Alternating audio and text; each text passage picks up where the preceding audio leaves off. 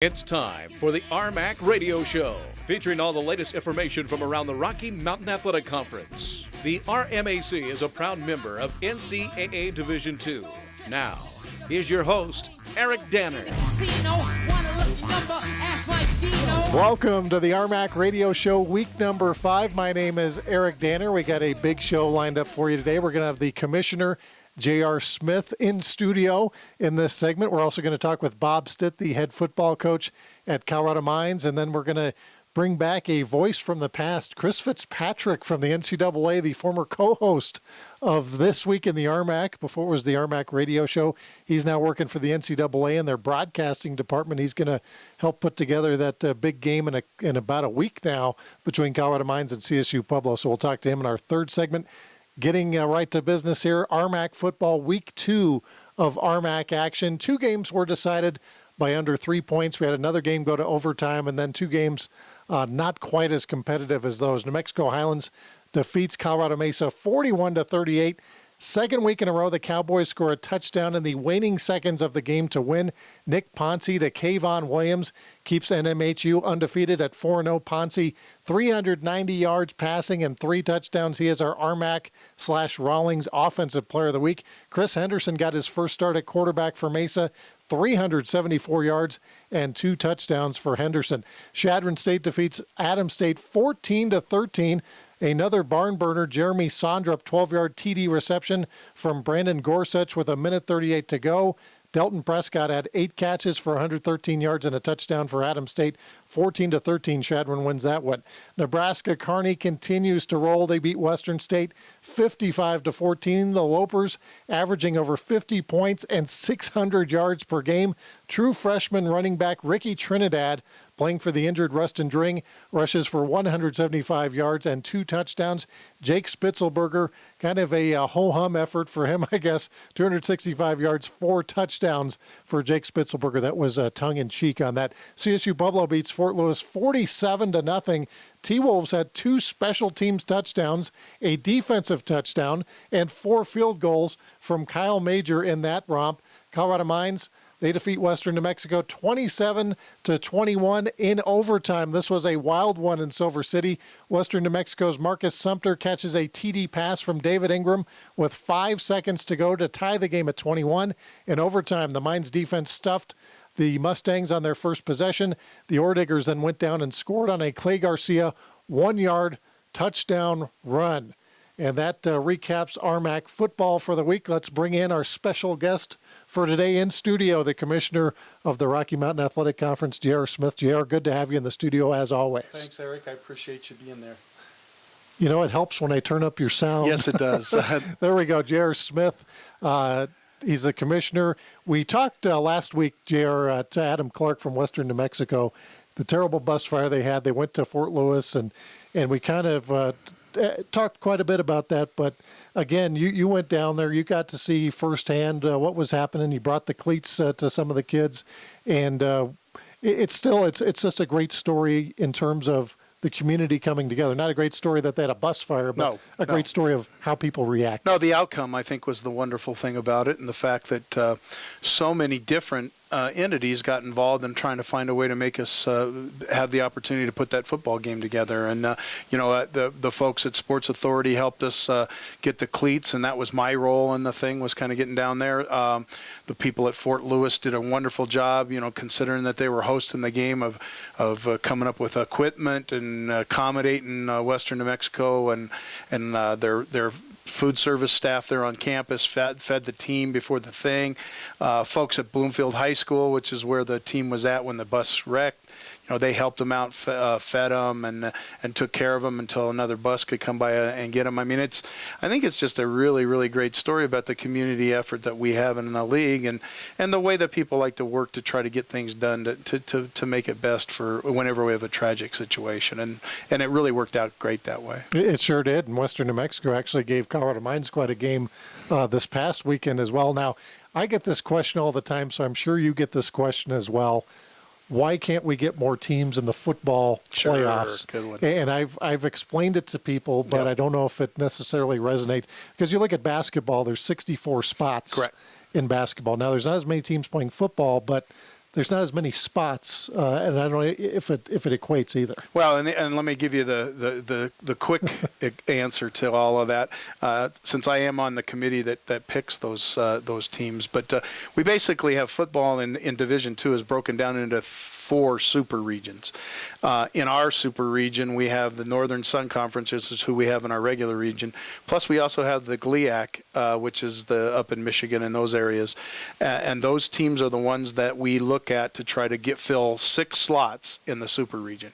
And so consequently, there's an awful lot of teams and not a lot of slots. That's problem number 1. Number 2, that we're spread out over such a large geographic area that it's very difficult to make comparisons between teams that are second, third place in the GLIAC and that are second and third place in the RMAC and that are second and third place in the Northern Sun. So unless we have opportunities where those teams play each other, we just don't have any comparisons. So we really have to go with a limited basis knowledge about how we pick them.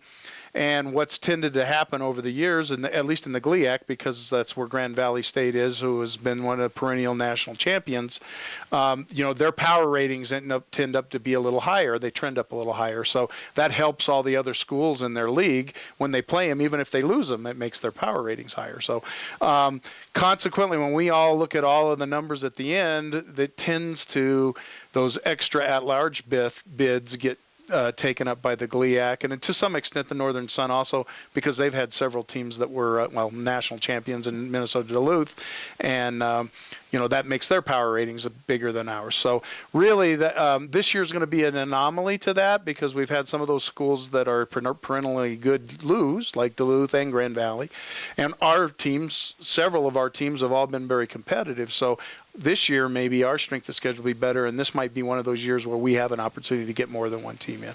Yeah, Nebraska Kearney defeating Wayne State. That was a big in-region matchup. But then you have CSU Pueblo beating West Texas. How does that factor in, because West Texas not currently being in our region? Well, yeah, it's not a regional game, but it is factored in their wins and losses against teams above 500, and also the teams that are under consideration, because West Texas will be under consideration down in the South Central region. So that helps. It's not quite as good as Kearney beating Wayne, but and again, Kearney beating Wayne, the difference is last year Kearney lost to Wayne at home.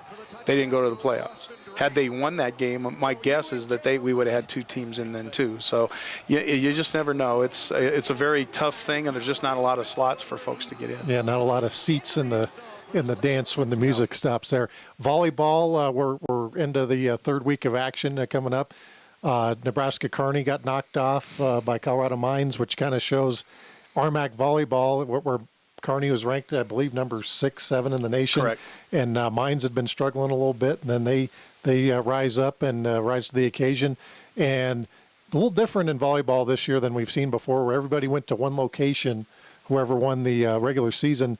This year we're going to do first-round matches on campus, which probably should generate some more excitement about the tournament. Yeah, and I think it gives us an opportunity to kind of economize our travel a little bit, and that's why the athletic directors are interested in taking a look at this model. But basically, yeah, those first-round sites will all be at the site of the highest seed in each division, and then they'll come to one place with 4 teams to play the tournament off. So yeah, it should make for very, very exciting volleyball, and again, I think maybe we'll have better crowds at those early games too, because it's been difficult over the years for all 7 teams to bring their crowds to one location and watch them play for 3 days. It just doesn't work. But now we'll have it out on a campus site, and hopefully it'll make real exciting volleyball. And as is the case, men's soccer, women's soccer, we always have teams competing for national championships. Saw Colorado Mines get upset in men's soccer this past weekend against Metro, and Fort Lewis is the favorite to win in women's soccer. But again, it's one of those sports where we got 4 or 5 teams really in the thick of things, and you don't know where the tournament's going to wind up, or what teams will wind up in the NCAAs. But definitely, whoever comes out of that's got a chance at a national championship. Well, and we've had an extremely competitive soccer programs both on the men's and the women's side over the last 5 to 10 years. Really, it's been amazing how much success we've had there, and this year's no change there. We're very, very competitive, and I think that's probably one of the reasons why we do so well nationally once we get out there. Is it's tough to win in our league. And once you survive our league and get through our league tournament, you're a pretty seasoned club. Now in cross country, again, we're talking with J.R. Smith. For those of you listening to this, the commissioner of the RMAC, always national championship contenders in cross country. It's been more or less dominated by Adams State the last maybe 5-6 years. Western State starting to rise up a little bit. We saw them finish number 2 in the country last year under Jennifer Michael, their head coach, who succeeded one of the all-time greats in Dwayne Vandenbush. But it seems she's got that program getting to the point where they're looking at national championships as well. Well, and I think we, obviously Adams and Western over the years have been the gold standard as far as cross country goes in our league. But it's really nice to see some of our other institutions really have some success too. I think sometimes when you have really there's 2 P's in that word, I don't want to say, but perennial powerhouses across the country, it brings everybody else up because they want to compete too. And you've seen over the years Mines and Kearney and UCCS, some of those programs trying to get better with their cross-country programs, and that's what makes our league so competitive, and I think it keeps pushing Adams and Western to be as good as they are on the national basis. So, yeah, it's going to be interesting, too, though, because we're going to have some changeover, and that it'll be fun to see whether Adams or Western come out of that. So, that is the commissioner of the Rocky Mountain Athletic Conference, J.R. Smith, and for more on what's going to happen in RMAC football this weekend, let's head over to Chris Polton at the RMAC Sports Desk. Thanks, Eric. Week 3 of RMAC games has 3 different teams playing homecoming games. The surprise of the RMAC is by far New Mexico Highlands, and they are on the road to spoil Western State's homecoming game. The Mountaineers are in search of their first win of the season. Kickoff at 1 p.m. at the Mountaineer Bowl. Colorado Mesa welcomes in Western New Mexico for their homecoming. The Mustangs look to bounce back from last week's close loss to the Orediggers. Game time set for 1 p.m. at Stoker Stadium. The ASC Grizzlies will have the toughest of challenges for their homecoming game as they host the 7th-ranked UNK Lopers.